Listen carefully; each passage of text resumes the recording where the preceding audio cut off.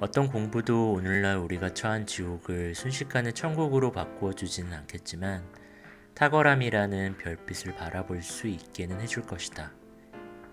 이미 존재하는 더 나은 것에 대한 감수성을 길러주고 나아가 보다 나은 것이 존재할 수 있다는 것을 믿게 할 것이다.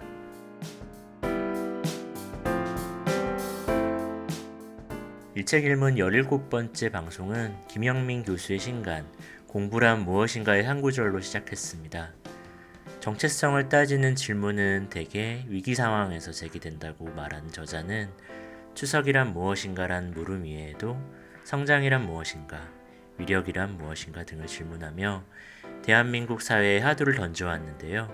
이 책은 공부에 대한 논의가 입시 제도에 대한 토론으로 축소된 오늘날 성숙한 시민이 되기 위해서는 무엇을 어떻게 공부해야 하는지를 이야기합니다. 기후변화, 기본소득, 공공의료 등 2020년 광장에 선 이름들은 하루아침에 발생한 것은 아니죠. 특정 소수의 질의응답이 아니라 공동체 전체의 질문으로 그리고 답변으로 기록되어야 할 이름의 목록은 점차 늘고 있습니다. 우리 삶의 커다란 변곡점이 될 이때야말로 그 이름들에 대한 공부가 필요한 시기겠죠. 또한 나와 다른 입장과 사람을 마주하며 섬세한 감각을 일깨우는 것도 중요할 것 같습니다. 책 속에는 이에 대한 답으로 읽을 만한 대목도 있습니다. 섬세함은 사회적 삶에서도 중요하다.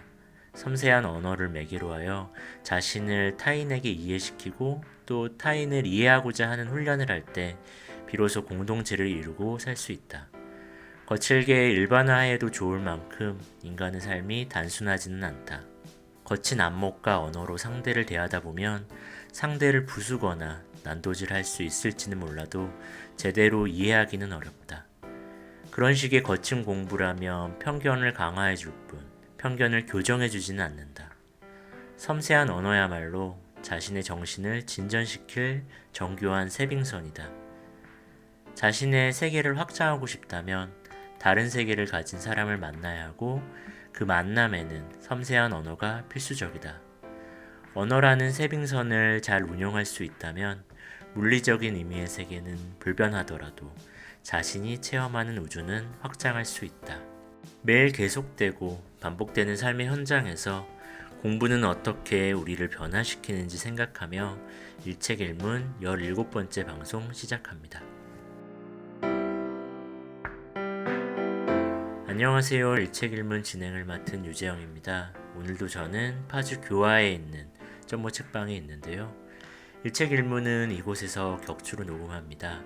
책방에 입고된 책을 비롯해 책과 관련된 소식을 전하는 매일 책방과 한 권의 문학작품을 집중 소개하는 매일 문학이 번갈아 방송되니까요. 잊지 말고 찾아주시기 바랍니다.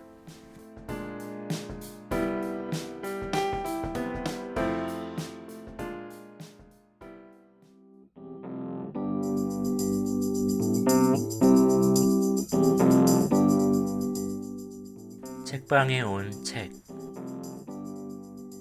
오늘 소개해드릴 첫 책은 오늘부터의 세계인데요. 저널리스트 안희경 작가가 세계석학 7인에게 코로나 이후 인류의 미래를 묻고 그 답을 담은 책입니다. 우리는 지금 기후변화와 그것이 야기한 감염병을 창궐하는 새로운 세계로 이동하고 있다. 두 번째 파고는 지금보다 더 심각할 것이라고 미래학자 제러미 리프킨은 말하는데요. 물순환 교란으로 인한 생태계 붕괴, 야생의 털을 침범하는 인간의 활동, 그리고 그로 인한 야생동물의 이동이 팬데믹을 낳았다는 것이죠. 이는 화석연료에 기반한 문명이 낳은 위기이기도 합니다. 리프킨은 우리는 역사상 가장 큰 거품인 화석연료 자초자산 위에 있다고 말합니다. 그가 말하는 그린 뉴딜은 산업 인프라를 화석연료에서 재생에너지 중심으로 전환함으로써 경제 패러다임을 바꾸는 것인데요. 40조 달러가 넘는 자산이 화석연료로 인한 자초자산으로 가늠되는 상황에서 이는 당의 문제라기보다 절체절명의 대안이라고 말합니다. 제러미 리프킨 외에도 경제학자 장하준, 법철학자이자 여성학자 마사시 누스바움이 전하는 새로운 문명의 방향이 담긴 책입니다.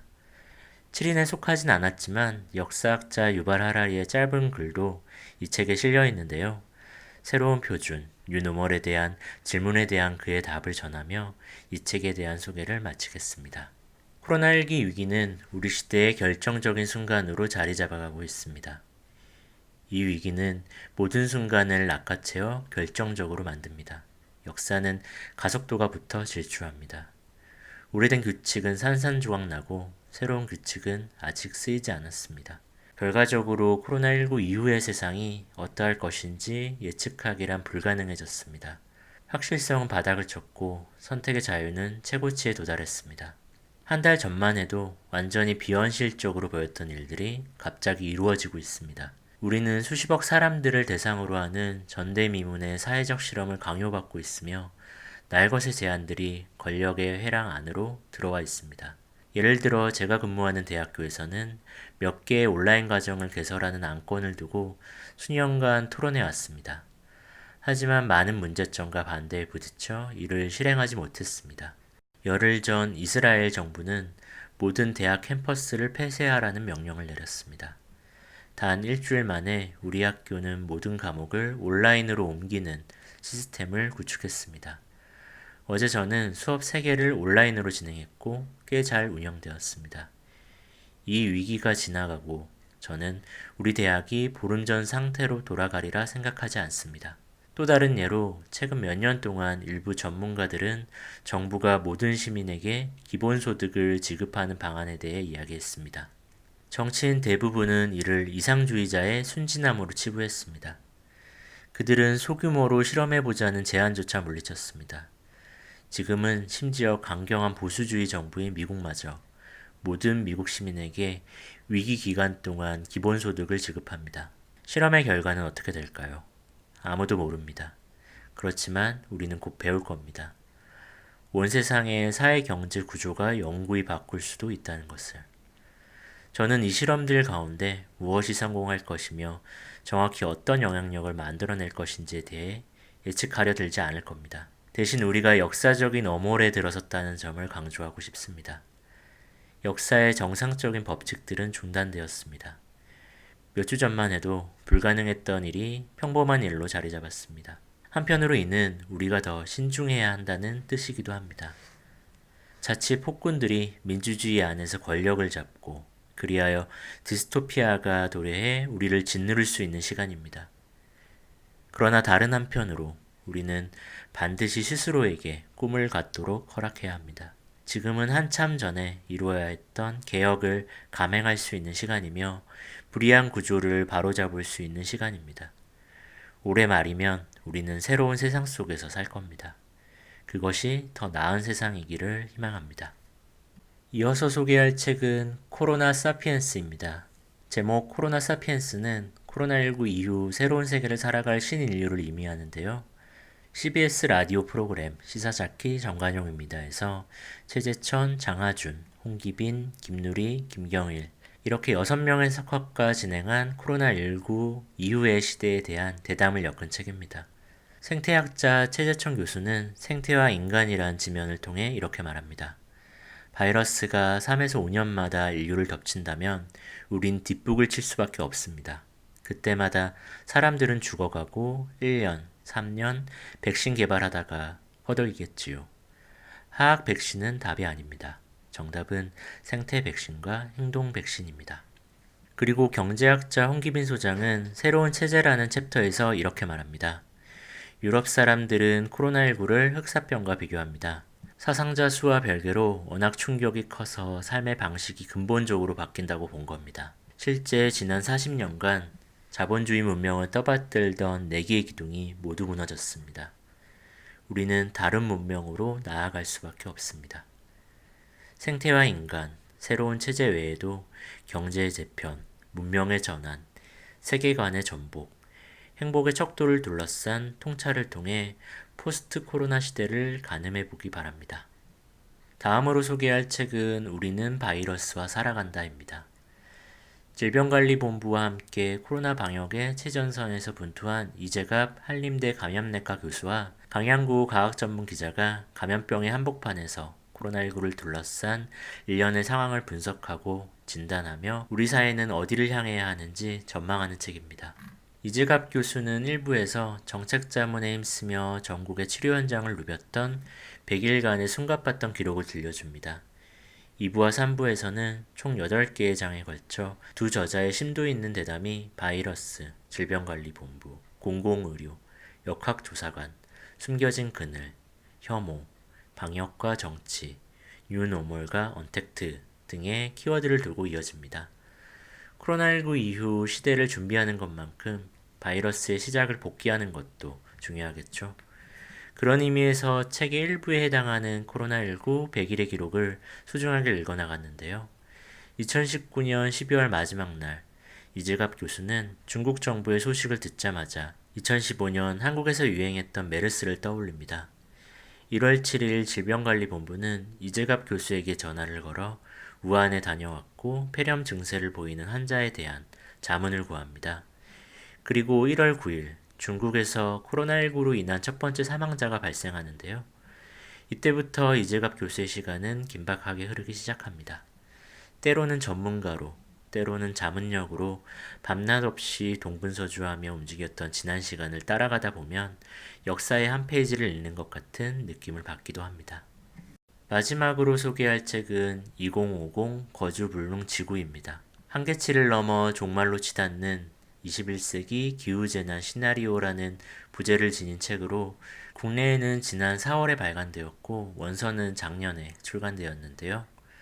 지구의 날 50주년을 맞이해 출간된 이 책은 최신 연구자료와 통계적 근거를 바탕으로 가장 믿을 만한 기후변화의 미래 시나리오를 제시합니다.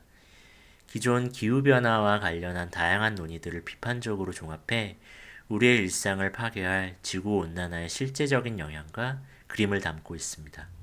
1차원적인 환경운동이나 개인의 윤리적 각성으로도 해결할 수 없는 기후변화의 막대한 영향력을 규명하는 2050 거주불능 지구는 걷잡을 수 없는 전염병 등으로 총체적 위기를 맞이한 인류사회가 반드시 참고해야 할 기후재난 대응 매뉴얼이자 미래보고서인데요. 올여름 우리나라에는 엄청난 양의 비가 쏟아졌고 태풍의 영향도 계속되었죠. 이는 지구 평균 온도 상승에 따른 즉각적인 반응으로도 볼 수 있을 텐데요. 이미 재난은 닥쳐왔고 미래는 결정되었는데 어찌할 줄 모르는 인류에게 이 책은 분명한 이야기를 전해주고 있습니다. 39페이지의 한 토막을 읽어드리겠습니다. 그러나 실상은 훨씬 더 무시무시하다. 일상 자체가 종말을 맞이할 것이다. 일상이 더 이상 존재하지 않게 될 것이다. 우리는 인간이라는 동물이 어느 지점까지 견딜 수 있을지 확신도 계획도 없는 도박이라도 하듯 애초에 인간이 진화할 수 있었던 환경적인 조건을 벗어 던져버렸다. 인류 자체는 물론 우리가 문화와 문명이라고 일컫는 모든 것을 자식처럼 길러낸 기후 시스템은 이제 고인이 된 부모나 마찬가지다. 따라서 우리가 지난 몇 년 동안 관찰한 대로 이 땅을 연이어 두들겨온 기후 시스템은 우리가 맞이할 암울한 미래의 예고편 같은 게 아니다. 그보다는 이미 저 뒤편 쓰레기통 속에 추억으로나 남아있는 이전 기후체계가 남긴 산물이라고 이해하는 쪽이 더 정확하다. 더 이상 자연재해 같은 것은 없겠으나 상황은 더욱 악화될 것이다. 엄밀히 말해 상황은 지금도 이미 악화돼 있다. 혹시 기적적으로 인류가 탄소 배출을 중단하더라도 지금까지 배출해온 양 때문에 추가적인 기온 상승은 따라올 수밖에 없다. 게다가 세계적으로 탄소 배출량이 여전히 증가 중임을 고려할 때 탄소 배출이 중단될 리는 없을 것이며 결과적으로 기후변화 역시 지체되지 않을 것이다.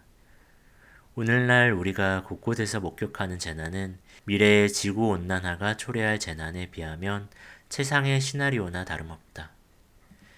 이쯤 되면 더는 기후변화에 대한 이야기를 미루거나 외면할 수 없겠죠. 2050 거주불능 지구와 함께 다가올 시대를 그려보면 좋을 것 같습니다.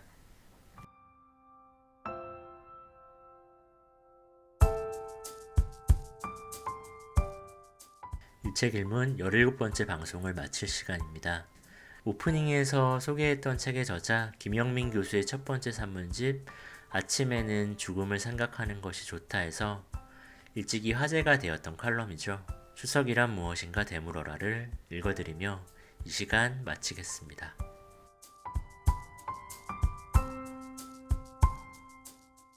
밥을 먹다가 주변 사람을 긴장시키고 싶은가? 그렇다면 음식을 한가득 입에 물고서 소리내어 말해보라. 나는 누구인가? 아마 함께 밥 먹던 사람들이 수저질을 멈추고 걱정스러운 눈초리로 당신을 쳐다볼 것이다. 정체성을 따지는 질문은 대개 위기 상황에서나 제기되기 때문이다.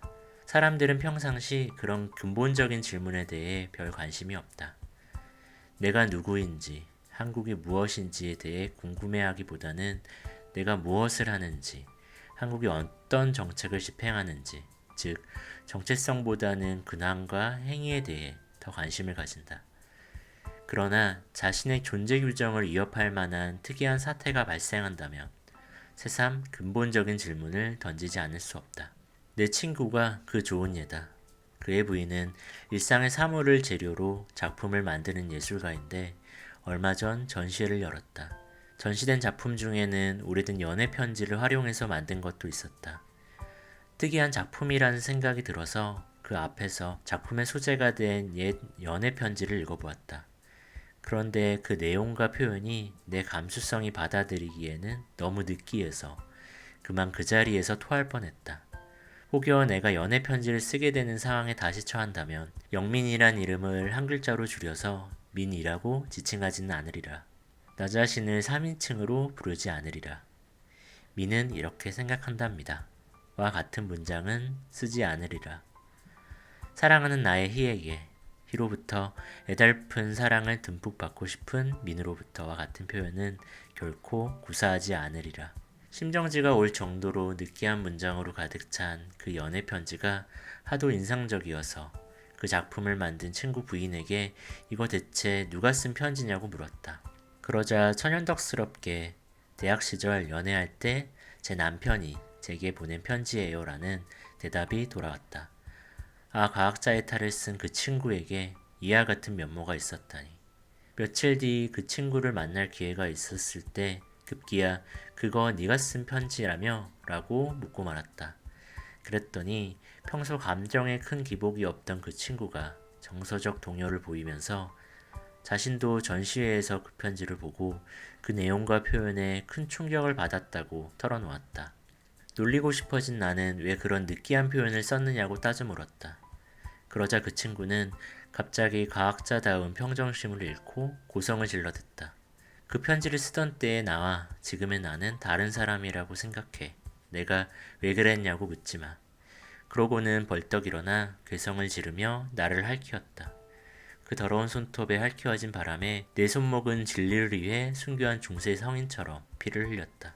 그 친구의 이러한 난동은 정체성의 질문이란 위기 상황에서 제기되는 것임을 잘 보여준다. 자신이 받아들이고 싶지 않은 과거를 부정하기 위해 기존에 가지고 있던 자기 정체성을 스스로 파괴하려 들었던 것이다. 하나의 통합된 인격과 내력을 가진 인간으로 살아가기를 포기한 것이다. 오늘도 그는 그 느끼한 연애 편지를 쓰던 자신과 현재의 쿨한 자신을 화해시키고 새 시대에 맞는 새로운 정체성을 구성하기 위해 인문학적으로 씨름하고 있으리라. 추석을 맞아 모여든 친척들은 늘 그러했던 것처럼 당신의 근황에 과도한 관심을 가질 것이다. 취직은 했는지, 결혼할 계획은 있는지, 아이는 언제 낳을 것인지, 살은 언제 뺄 것인지 등등. 그러나 21세기의 냉정한 과학자가 느끼한 연애 편지를 쓰던 20세기 청년이 더 이상 아니듯이 당신도 과거의 당신이 아니며 친척도 과거의 친척이 아니며 가족도 옛날의 가족이 아니며 추석도 과거의 추석이 아니다. 따라서 그런 질문은 집어치우시죠 라는 시선을 보냈는데도 불구하고 친척이 명절을 핑계로 집요하게 당신의 인생에 대해 캐물어 온다면 그들이 평소에 직면하지 않았을 근본적인 질문을 던지는 게 좋다. 당숙이 너 언제 취직할 거니라고 물으면 곧 하겠죠 뭐라고 얼버무리지 말고 당숙이란 무엇인가 라고 대답하라. 추석 때라서 일부러 물어보는 거란다 라고 하거든 추석이란 무엇인가 라고 대답하라. 엄마가 너 대체 결혼할 거니 말 거니 라고 물으면 결혼이란 무엇인가 라고 대답하라. 거기에 대해 얘가 미쳤나 라고 말하면 제정신이란 무엇인가 라고 대답하라. 아버지가 손주라도 한 명 안겨다오라고 하거든 후손이란 무엇인가, 늙음하게 외로워서 그런단다 라고 하거든 외로움이란 무엇인가, 가족끼리 이런 이야기도 못하니라고 하거든 가족이란 무엇인가. 정체성에 관련된 이러한 대화들은 신성한 주문이 되어 해묵은 잡기와 같은 우지랖들을 내쫓고 당신에게 자유를 선사할 것이다. 칼럼이란 무엇인가.